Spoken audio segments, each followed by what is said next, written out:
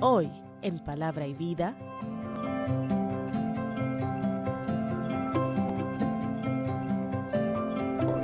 como pueden ver ya, aquí estamos ya con una panorámica de los 46 libros. Nos faltaron 2 nada más. Pero aquí está, pero está fácil la cosa ya. Aquí son el orden cronológico que nos dio a nosotros el mundo hebreo. Es Oseas, Joel, después Amós, Abdías,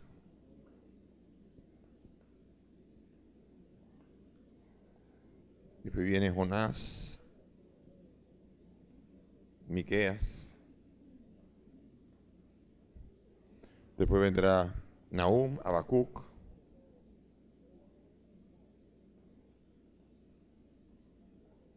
Sofonías, Ageo, Zacarías y Malaquías. ¿Aquí cuánto van?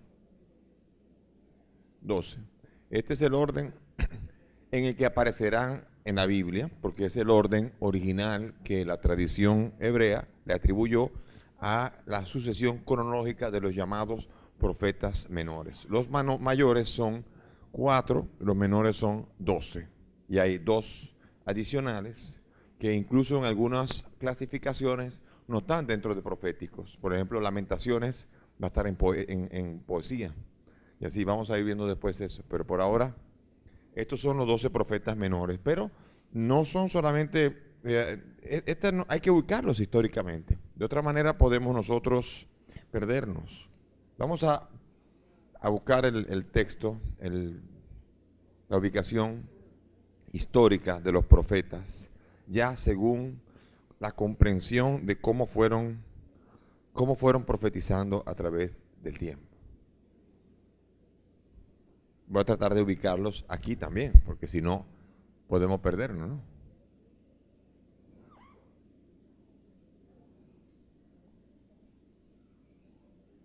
Ya se la conocen bien la raya. Me imagino la primera vez que pensaron, ¿y esta raya? Ya resulta que es una raya donde uno aprende a ubicar cada uno de los históricos, los proféticos, todos, y uno ya comienza a cogerle el gusto, y más cuando está llena de datos y cuando está llena de referencias bíblicas, en donde uno entiende que uno puede tener una panorámica clara de lo que es la historia de Israel desde las diversas perspectivas. Entonces vemos nosotros los profetas que llamamos preclásicos, son los profetas, como ya habíamos hablado, Elías, Eliseo, Natán, todos estos, estamos hablando del 1150 al 750.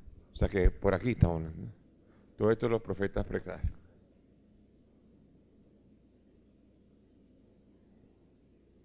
¿No? Pero sin embargo, también abarcó, aquí vamos a poner la fecha, 921, 586 y, no, 721, 932, sí, exactamente. Y 586, 537. ¿No? Entonces aquí estamos hablando de entre el 1150 y el 750, los clásicos y los preclásicos. Está Salomón, Samuel, aquí diferentes, Eliseo y Elías, que están en esta zona. Estos no son los clásicos que escriben un libro, sino son aquellos de los cuales otros escriben. El ciclo de Eliseo. Hay otro que escribe en la tradición deuteronomista sobre todo lo que hizo Eliseo, pero no fue Eliseo el que lo escribió como Elías, como Natán. Natán le profetizó a David. Es otro el que tomó nota. Un periodista que dijo, espérate, que ahí es una viga, espérate. La que le tiró Natán a David, y ahí comenzó a anotar, y ese no fue esos son los profetas que no son los clásicos, sino que no son los que profetizan y que se recopilan los oráculos de ese profeta, y que el título de ese libro no lleva el nombre del profeta. Después vendrán Amós, Oseas, Isaías y Miqueas. Son los primeros que van a aparecer. Amós, Oseas Isaías y Miqueas van a profetizar en el periodo de Israel. Entonces, Isaías aquí, Isaías y Oseas, arriba va a estar Amós y Miqueas. Estos van a profetizar en un tiempo específico. Van a profetizar en el momento en el que están llegando los asirios. Los asirios van a llegar aquí y en la llegada de los asirios, los profetas van diciendo al pueblo, ustedes van a caer como pueblo. Los dos principales pecados que los profetas clásicos denunciaron dentro del pueblo eran dos. Eran la idolatría y la injusticia. Esos son los dos pecados graves que constantemente al reino del norte y al reino del sur le van a achacar los profetas que el pueblo está incurriendo, que los jueces están incurriendo, que los reyes están incurriendo, que los sacerdotes están incurriendo y el pueblo en general. Entonces, Amós y Miqueas predicaron en, vamos a decir así, estamos en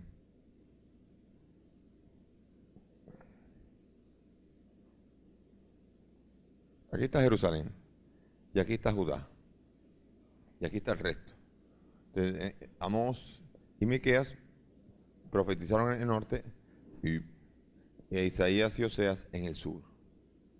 Ambos, entonces es muy importante entender que cuando se está profetizando, no solamente en el tiempo, cuando veamos Amós y Miqueas se están predicando en el norte. El reino del norte era más rico, tenía más capacidad, más holgura. Claro, y eso se prestaba a más injusticias, a más idolatría, lejano de la capital de Jerusalén. Pero en la capital, en Jerusalén y en Judá, también Isaías, que Isaías era un profeta de la corte del rey, Isaías vivía en el palacio. Y Isaías era el profeta y profetiza contra el rey de Judá. Profetiza que hay injusticia con el pueblo. Y Oseas también. Entonces, estos son los contextos en los que está predicando dentro de la invasión de los asirios. ¿Qué pasa aquí? Hubo una situación cuando se separan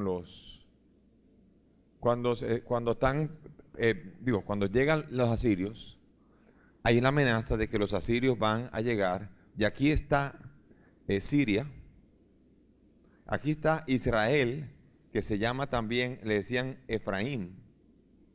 Israel, Efraín, son sinónimos. El reino del norte y el reino del sur se llamaba Judá.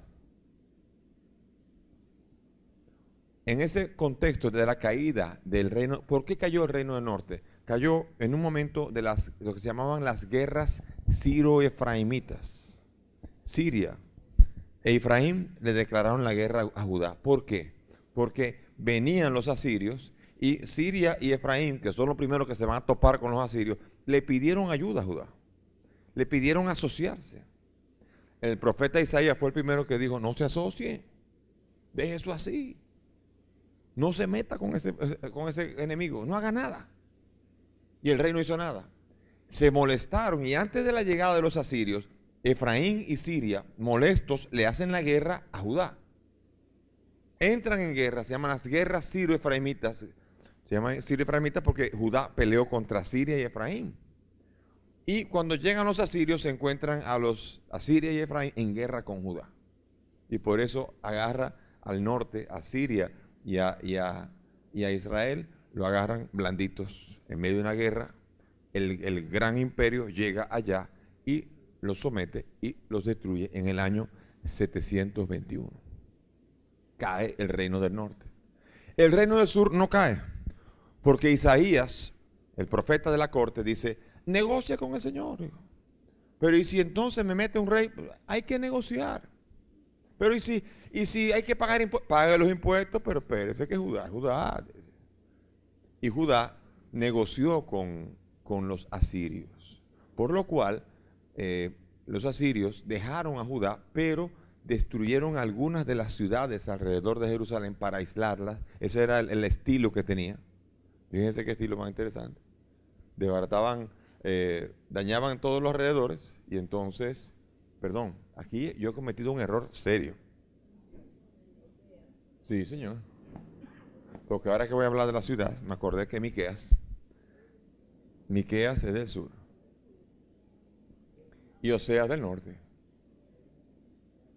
Porque Oseas es el profeta que va a hablar de la fidelidad y de la infidelidad. Acuérdense que en el norte es más propenso a la idolatría, porque hay los dioses Baales. Entonces Oseas es el que va a hablar en clave esposo y esposa. Manda a Oseas a casarse con una prostituta para que cuando la prostituta se le va por ahí, le dice, así me pasa a mí con ustedes. Yo me he casado con el pueblo de ustedes, eso es lo que en resumida cuenta dice Oseas, y ustedes se me fueron con otros dioses en lugar de estar conmigo. Clave infidelidad, por eso es más propensa. Y Miqueas es el del pueblo que está molesto con los asirios porque cuando llegaron a Jerusalén destruyeron todas las ciudades de alrededor para dejar, porque cuando una ciudad tiene muchas ciudades cercanas, es fuerte todavía. Si tú le destruyes los pueblos, los asirios destruyeron 40 aldeas alrededor de Jerusalén y dejaron a Jerusalén aislada, débil, porque así y pagando impuestos. Pero los asirios son asirios, o sea, no eran fáciles. Y así, a ese costo, fue que Judá sobrevivió. Judá cuando sobrevive entiende, caramba, pero tú ves, lo que hay que saber es negociar bien. Y siguieron en la injusticia, en la idolatría, siguieron todavía hasta el siglo VI, todavía siguieron, antes de Cristo, siguieron todavía diciendo, pero esto sigue, no importa. No se convirtieron. Negociaron, pero no se convirtieron. Una cosa es lo que el profeta les dijo y otra cosa es haber negociado para que no destruyeran. Quiere decir, pero entonces, como los judíos piensan así, no nos destruyeron porque no hemos hecho nada malo. Pues vamos a seguir en eso. Podemos seguir pecando porque no es por eso. No nos destruyeron como destruyeron a los del norte. Esos sí que son malos. Y entonces van a surgir los profetas aquí, los profetas del fin de la monarquía. Aquí van a haber varios profetas que van a surgir para el tiempo en el que van a profetizar al Judá que negoció con los asirios, pero ahora bajo la amenaza de que llegan los babilonios están llegando aquí, entonces ahora los profetas van a llamar a la cordura al pueblo y van a ser aquí Sofonías, Jeremías, Nahum, Habacuc y Ezequiel. Aunque Jeremías y Ezequiel, si lo pueden ver, ellos, además de ser profetas del fin de la monarquía, ellos continuaron profetizando. Por eso aparecen también Jeremías y Ezequiel después, durante el exilio. Ezequiel se fue a Babilonia y Jeremías se fue para Egipto. O sea que después de la invasión, después de que se repelen, entonces Jeremías se lo llevan para Egipto. Y entonces Ezequiel se va junto con todos los deportados para Babilonia. Pero antes de esto, profetizaron este grupo de profetas, que son los profetas del fin de la monarquía o del siglo VI antes de Cristo, se llama así. Esos profetas tienen características particulares y sobre todo las más particulares van a tenerla Ezequiel y Jeremías.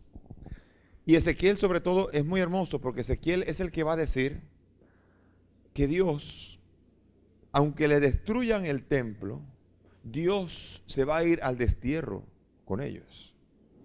Dios se va a ir con ellos al destierro y no se va a quedar en el templo.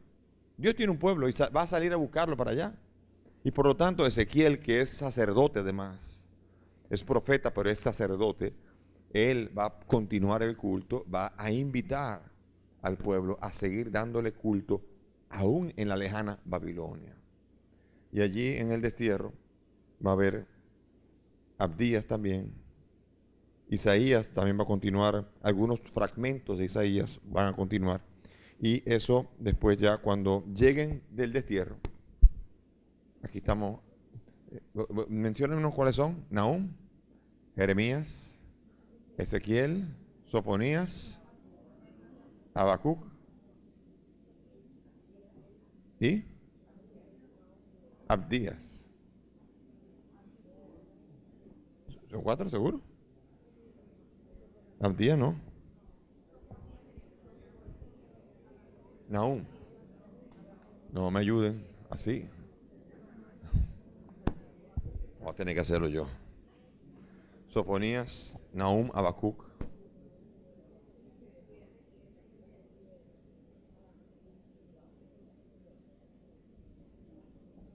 Estos 5 van a salir al destierro. Después van a venir los profetas después del destierro. Cuando vuelvan, van a implantar nuevamente el Estado de Israel.